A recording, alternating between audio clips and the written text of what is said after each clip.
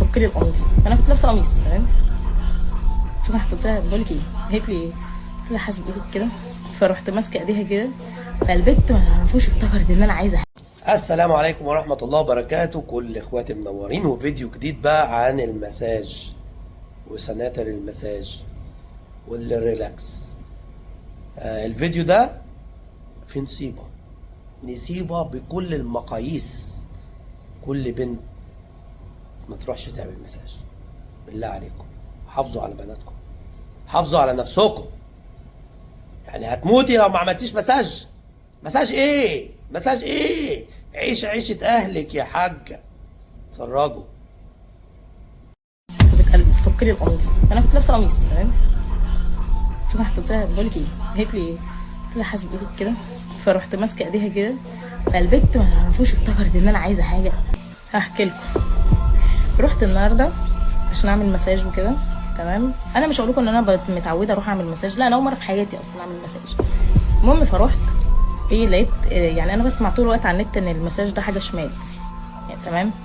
فالمهم ايه، لقيت مكان في دجله عامل عروض حلوه قوي ومش عارف ايه والايه، وفعلا كلمت الناس وفعلا اللي بيرد عليا بنات والدنيا تمام ومش عارف ايه ولقيت ناس كتير في تعليقات شاكره فيهم وكده، فقلت ايه تمام يعني كويس نجرب.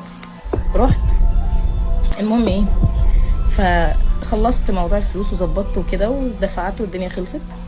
رحت رايحه، دخلت اوضه لقيت بنت داخلالي تقول لي حضرتك هتحتاجي مان ولا وومن؟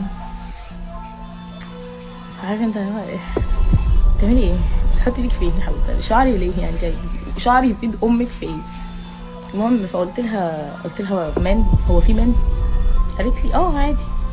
فقلت لها لا يعني انا جايه على وومن، يعني انا جايه المكان كله ايه بنات، مش عايزه شباب دي اكيد يعني طبيعي. فلقيتها ايه، قالت لي تمام يا حبيبه قلبي. فبقول لها انتي عملتي ايه؟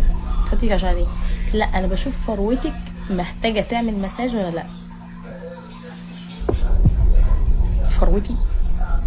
قلت لها فروتي ازاي؟ يعني ايه فروتي دي اصلا؟ قلت لي يعني فروه شعرك. قلت لها وانا فروه شعري اعمل فيها مساج ليه؟ بعدين انا فروتي كلها محتاجه مساج، ما كنتش هاجي.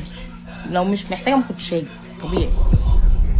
تمام يا حبيبتي. فالمهم انا بقى عماله كل شويه اسالها وانت بنت وانت بنت، فهي باين شعرها بقى وباين انها ست. كل شويه عماله اقول لها انت بنت يعني. فاللي هو ايه، انا في الحوار ده انا اصلا جايه مقلقه انت فاهم. فاللي هو ايه يعني، انا دي كمان كنت اقول لها يعني وريني بروف، وريني كده، ما اعرفش يعني انا من كتر قلق. فلقيتها راحت مطلعه بطاقتها وراحت مديهاني، اتاكدت فعلا انها بنت، خدتها الدنيا تمام. لقيتها جايه بتقرب مني بطريقه منحنحه وبتفك لي القميص، انا كنت لابسه قميص تمام. فرحت قلت لها بقول لك ايه، قالت لي ايه؟ قلت لها حاسب ايدك كده، فرحت ماسكه ايديها كده، فالبت ما تعرفوش افتكرت ان انا عايزه حاجه.